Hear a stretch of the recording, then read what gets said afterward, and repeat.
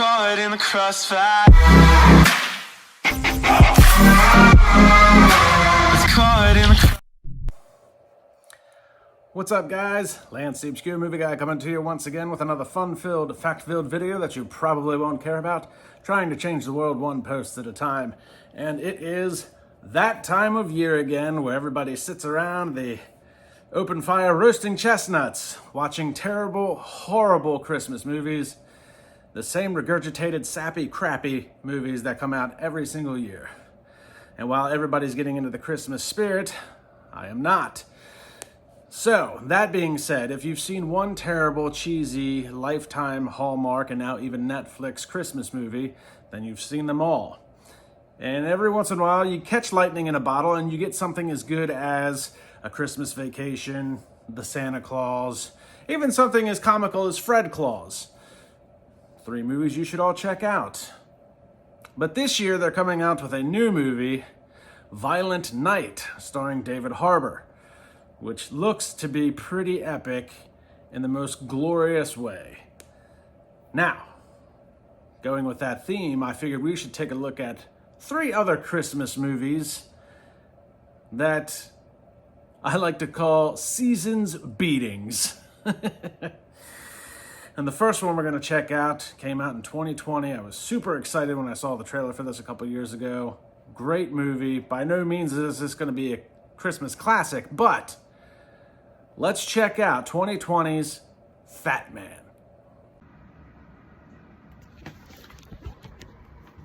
FATMAN is a 2020 action comedy film written and directed by Isom and Ian Nelms and stars Mel Gibson, Walton Goggins, and Marianne Jean-Baptiste. It was filmed in Canada and had a small theatrical release on November 13th, 2020, where it received mixed reviews from the critics. Christopher Kringle lives with his wife Ruth and runs his Christmas present shop on a farm near the town of North Peak, Alaska. With his income on the decline because too many children are on the naughty list these days, the United States government, who maintains an interest share in Chris's business, sends Captain Jacobs to propose a 2-month contract for producing components for a new fighter jet for the U.S. military to subsidize the lost income. However, this doesn't sit well with Chris Kringle as it goes against the holiday spirit, but the liaison agents override Chris's misgivings by virtually threatening to withhold the government subsidies if he doesn't comply. Guys, this was a great film. This is a really good take on a Santa Claus that has been beaten down by the system, doesn't have any holiday spirit anymore, and Mel Gibson plays it perfectly. And I don't know if it's his grizzled face, his werewolf-like beard, or just his natural demeanor, but he comes off as the gruff Santa Claus that you think he should be when he's having to deal with things that he's having to deal with. Great flick. I highly recommend it for anybody. I wouldn't put it in the same category as quite Die Hard, since Die Hard is the greatest Christmas movie of all time, but this one has quickly become one of my favorites that I really enjoy. Mel Gibson does a great job in this movie, as does Walton Goggins, who is perfect in this role. He's a sheep in wolf's clothing when he needs to be, and he can also be over the top for the movie when it's for the sake of the film.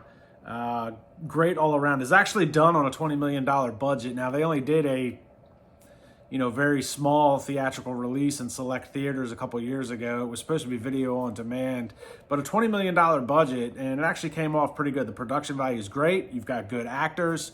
But man, props to them. They were shooting the movie in Canada, in the Quebec and Alberta area. So definitely cold up there when they went about that. In fact, the final shootout in the movie took 4 days to film because the temperatures got as low as negative 36 degrees Celsius. I don't know what that is in Fahrenheit, but that's damn cold is what it is. So they managed to pull it off. Guys, check out FATMAN. It is a great flick. I highly recommend that one. The next one we're going to look about, these are going to get worse and worse as we go on, but another obscure, ridiculous Christmas movie that is not in so much of the Christmas spirit. We take a look at 2005's Santa's Sleigh. Santa's Sleigh is a 2005 horror comedy film written and directed by David Steinman. It stars Bill Goldberg as Santa Claus, with cameos from Fran Drescher, Chris Kattan, Dave Thomas, and James Caan. Santa's Sleigh was released in the United States on December 20th, 2005, and the film received mixed reviews from the critics. Santa Claus is actually a demon who lost a bet with an angel, so he becomes the giver of toys and happiness, and was forced to spend 1,000 years playing Santa, but now the wager of that time has run out, and good old Santa Claus isn't feeling so joyful anymore. He begins to make up for lost time by killing people in the town of Hell Township.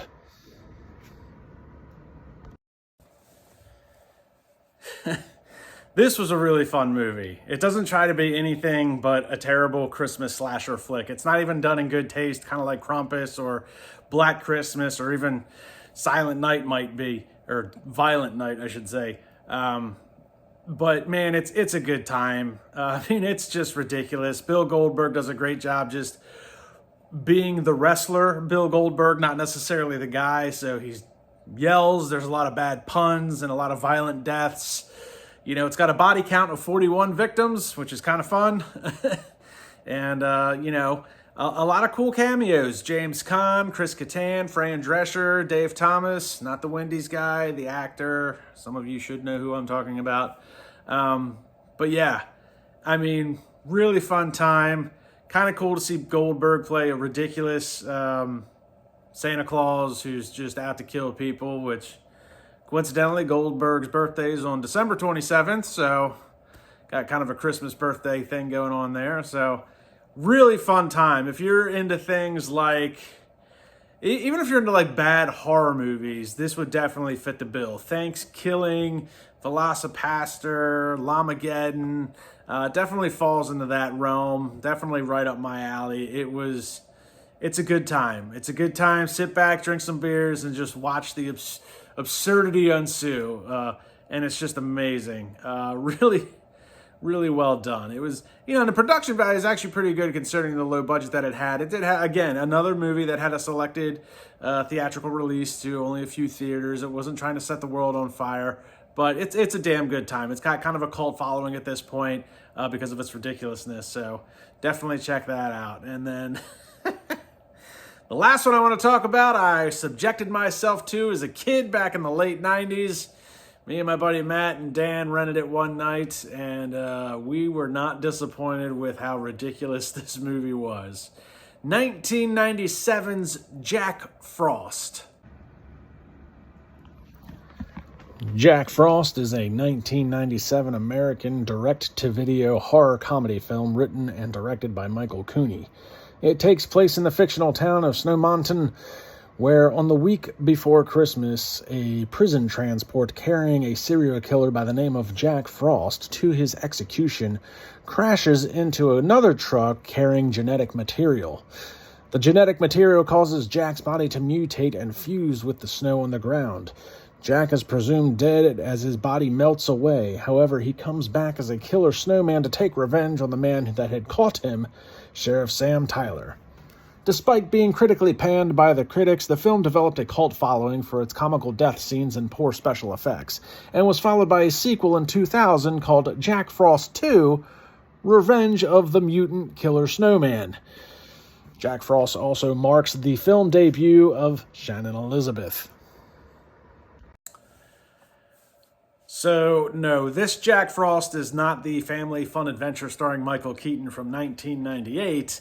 This is the ridiculously absurd 1997 version, and it is truly ridiculous. Very low budget.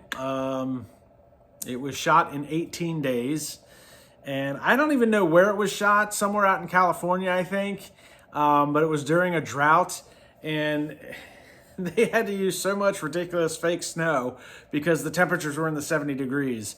The suits, not great. That's obvious from the film.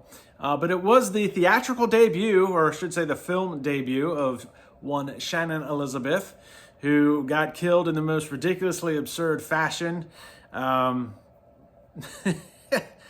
It was So to not make fun of the situation, but she was raped by the snowman, and by no means is rape funny, but she's in the bathtub and he comes, as a melted version, comes leaking into the tub.